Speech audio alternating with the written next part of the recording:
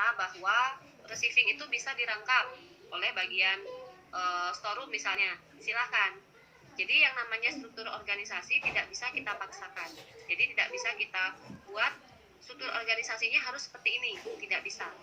Karena itu tergantung dari kebutuhan masing-masing hotelnya. Kalau misalnya hotelnya merasa bahwa tidak membutuhkan bagian tersebut, ya tidak usah diadakan. Kalau hotel itu merasa bahwa bagian tersebut bisa dirangkap, silahkan dirangkap.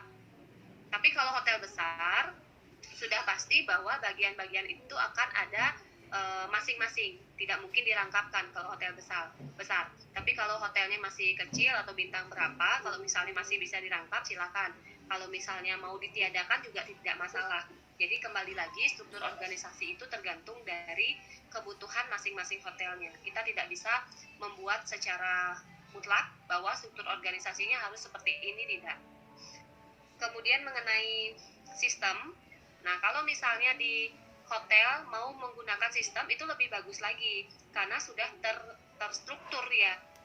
Artinya kalau misalnya ada barang yang sudah mau habis, di sistem itu sudah langsung kelihatan bahwa barang ini sudah mau habis, jadi sudah harus dipesan ya. Jadi ada yang namanya kuantitas pesanan minimal gitu kalau nggak salah ya. Jadi setiap pesanannya itu mencapai di kuantitas tersebut, kita sudah bisa melakukan order kembali. Kalau menggunakan sistem itu akan lebih dimudahkan lagi. Jadi kita tidak perlu lagi ngecek satu-satu ke departemen, misalnya ngecek ke gudang atau melihat catatan lagi, tapi sudah semuanya terekod di sistem. Yang namanya menggunakan sistem itu pasti akan lebih dipermudah lagi ya. Hanya saja kalau di sistem itu hati-hati dengan human error-nya. Jadi kemungkinan salah input atau apa, jadi tetap harus diawasi. Kemudian untuk barang yang rusak, nah ini sepertinya minggu lalu juga ada yang nanya ya, kalau nggak salah ini mengenai barang rusak nih. Kalau ada barang yang rusak, artinya adalah barang itu sudah diterima, kemudian kerusakan itu terjadi karena kesalahan dari perusahaan. Nah ini yang perlu dipertanyakan, apa yang harus kita lakukan. Tapi kalau barang itu rusak pada saat diterima, artinya kerusakan itu bukan karena kesalahan dari perusahaan, tapi karena kesalahan dari supplier, sudah tentu bisa kita lakukan retur, kita kembalikan. Nah kalau misalnya kesalahan terjadi karena perusahaan, kalau sekarang nggak laku, kemudian cepat rusak atau apa.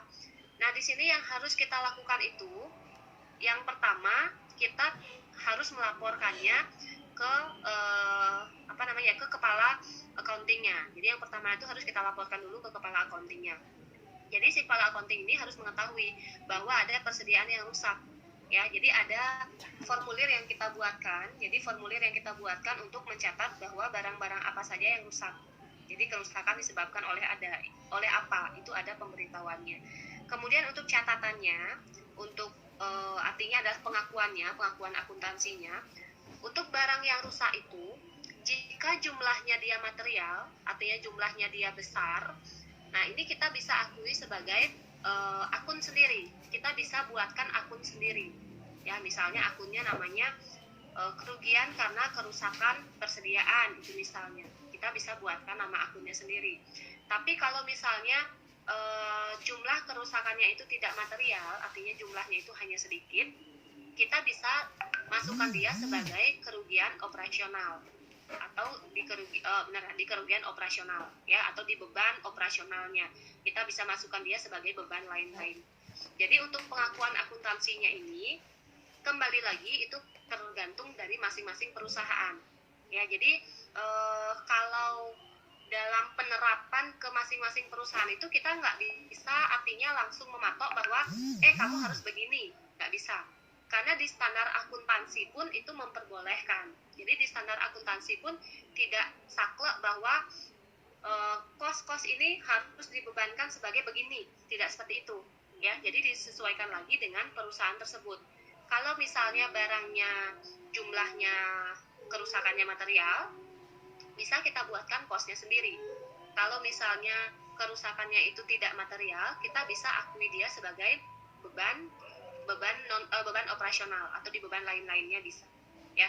Tentu saja itu nanti juga harus kita masukkan sebagai pengurang persediaan, karena kan persediaan kita jumlahnya berkurang Jadi kita lawankan beban atau kerugian yang sudah kita akui tersebut ke persediaan. Jadi nanti pengaruhnya dia itu ada ke neraca, mengurangi persediaan, dan juga pengaruhnya ke laba rugi. Di laba rugi itu sebagai penambah beban.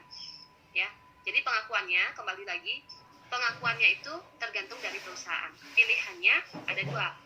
Bisa kita buatkan akunnya sendiri kalau jumlahnya material, bisa juga kita masukkan sebagai beban operasional lainnya. Seperti itu. Ada tanggapan lagi, Pak? Oke Bu, mau tanya lagi.